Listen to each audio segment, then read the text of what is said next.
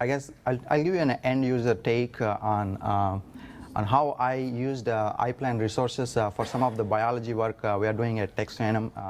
One of the hypotheses we came up with some preliminary evidence on this we found from microarrays was there were some splicing regulators that were misexpressed in the infected plants. Okay, so then we thought maybe there could be changes in alternative splicing. Okay, so we decided, and now the technology is there to analyze alternative splicing in plants, and so we thought we could do a alternative splicing analysis on these infected plants. You know, the easiest part is the first half of this experiment and the workflow.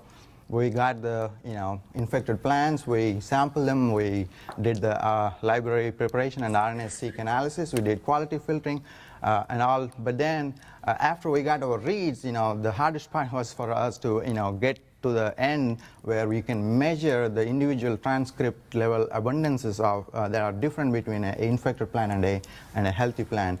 So I, just like David, I was also at ASPB and who was it? Christos was there, and he's really the ambassador for iPlant. So he told us, hey, let's try out iPlant, and so he asked us to sign up, and that's how I ended up using iPlant and its resources. So what I used in iPlant is basically this Tuxedo data analysis pipeline.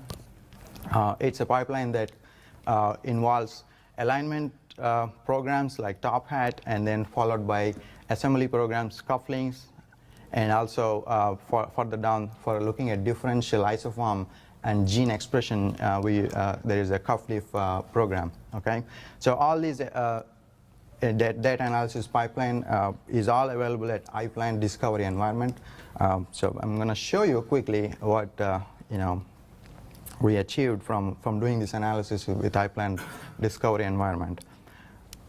So just like any other transcriptome experiment, you can get lists of genes that are sorted based on fold changes. Okay, here is showing you just one of those differential gene expression lists that cuffdiff spits out after you do the analysis.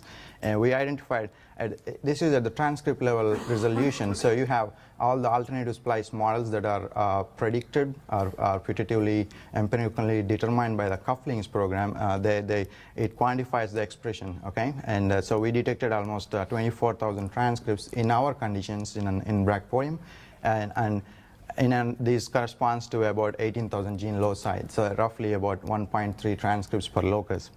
Now, of course, PMV and PMV infections induce changes in this transcript and gene expression, so we found a lot of genes going up and down. Okay. Now, one thing we did was to sort of validate some of these expression analysis. We took among these up and down regulated genes, we took 18 of them, and since we already previously have microarray tiling array data for all the Brachypodium transcriptome, we performed a sort of a comparison with RNA-seq and microarray as well as QRT-PCR to determine the correlation between the data sets. And in fact, we found that it was very strong, and that there was almost between a microarray and the RNA-seq there is about 0.84 Pearson correlation values, and between the QRT and the RNA-seq there was even higher, so suggesting that some of the transcript I guess differential expression analysis that was performed was very robust. Now that we know we have all the expression for the different genes as well as the transcripts, we now started investigating a little bit more into looking at the alternative splicing. I think just before I go there, actually, I'm going to show you quickly some of the other tools that are out there in iPlant that you could use for publication ready, making figures and presentation of your data.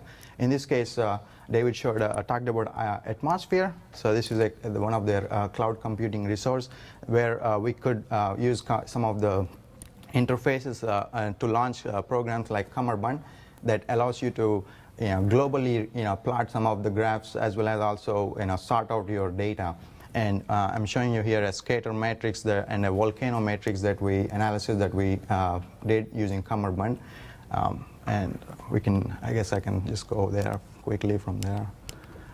Also, we could use Atmosphere to look at the transcripts and the expression of each of these genes at a genome scale, which is by using visualization tools like IGV, is through Broad Institute, but we launched it through Atmosphere.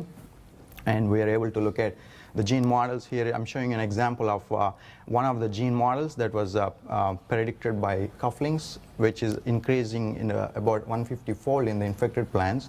And these are all the coverage for the different exons.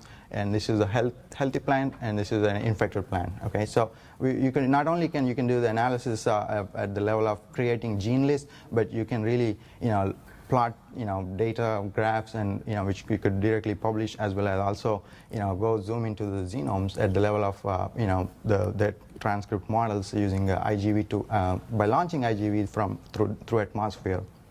So our biological question was still, what are the different alternative splicing changes that are going on in all these transcriptome changes?